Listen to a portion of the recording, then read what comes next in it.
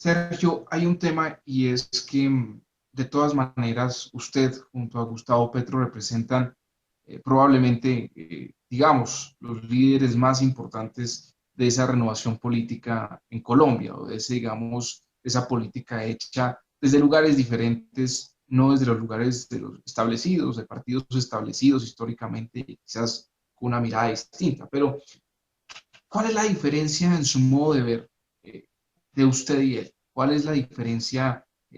Si es profunda o si es solo de forma o es de fondo. A usted las formas le importan mucho, lo ha dicho en este programa varias veces.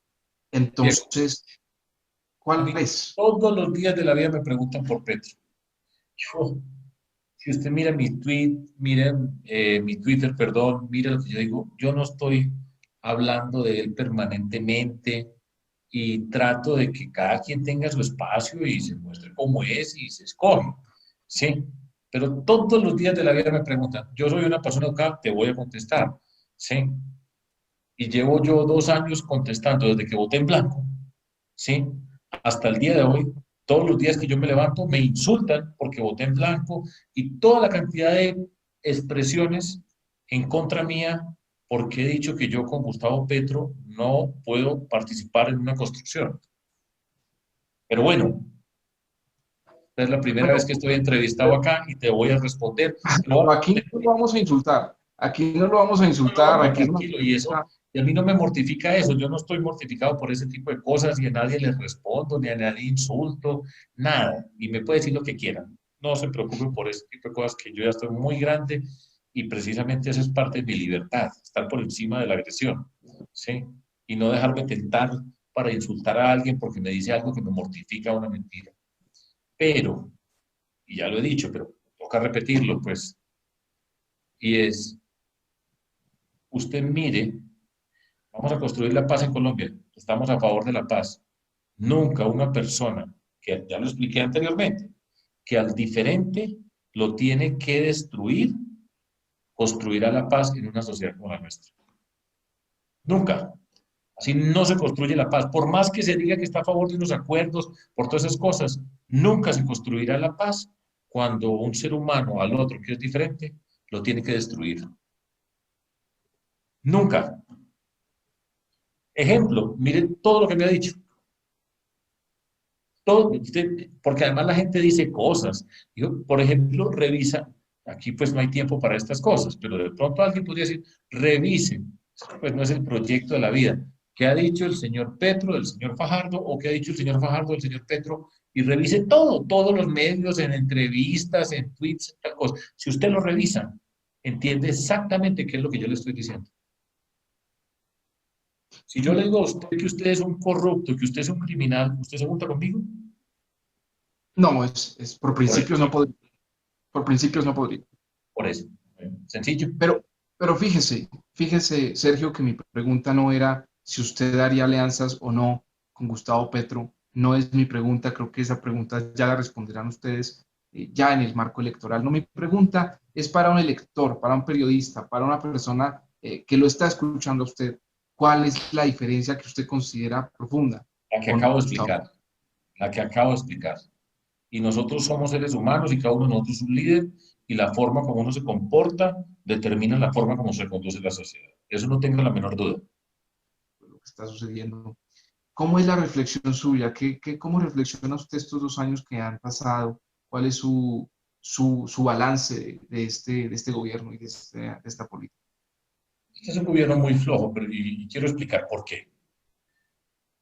Por algo en primera instancia muy importante, y es desde el mismo comienzo, el gobierno nacional en cabeza del presidente Duque, yo lo he dicho muchas veces, no tenía un norte, un propósito, un objetivo que fuera, pongámoslo en estos términos, una obsesión en su mente para llegar a ese lugar. Para poder liderar, lo primero que uno tiene que tener es un sueño, un objetivo, una obsesión que se convierte en un programa, en un proyecto, en un plan.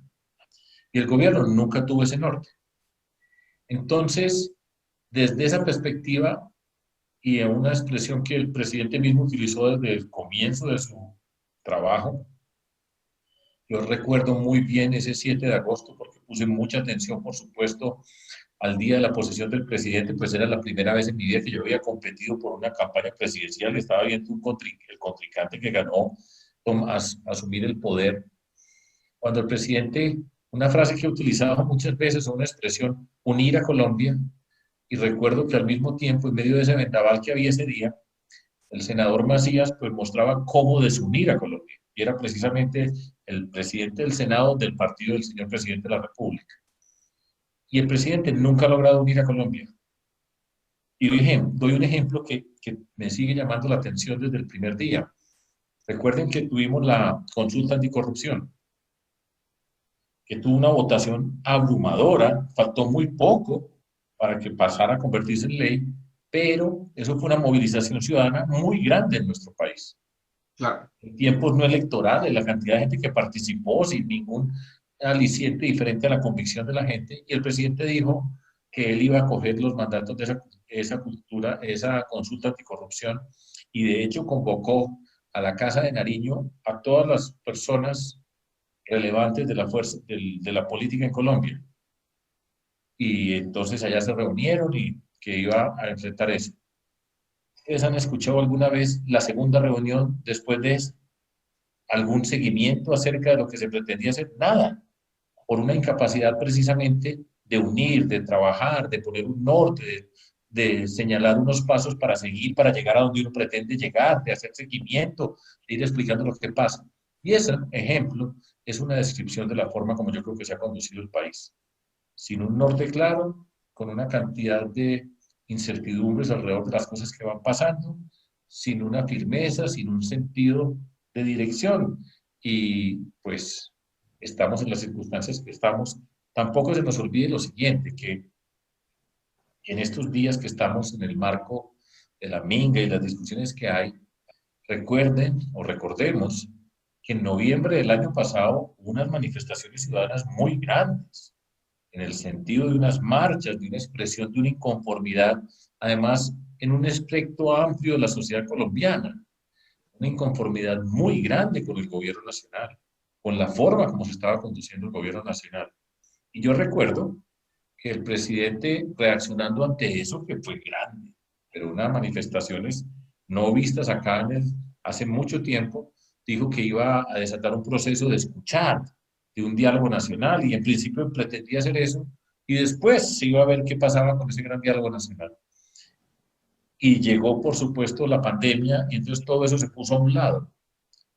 Pero el país traía ese malestar, esa incertidumbre, esa inquietud, un país molesto con los temas de la desigualdad, con la corrupción, con un tema de polarización que viene permanentemente desde hace unos años ya en Colombia, y el gobierno que iba a escuchar, pues parecía que estuviera olvidando lo que estaba pasando, y ahora lo estamos viendo, es que los problemas de Colombia no han desaparecido, la pobreza, la desigualdad, ya estamos escuchando las cifras de pobreza, nuevas cifras de desigualdad, los problemas de desempleo, todo eso es un malestar muy grande que tiene Colombia, y el gobierno nacional nunca lo supo atender, nunca lo supo entender, y así estamos como estamos.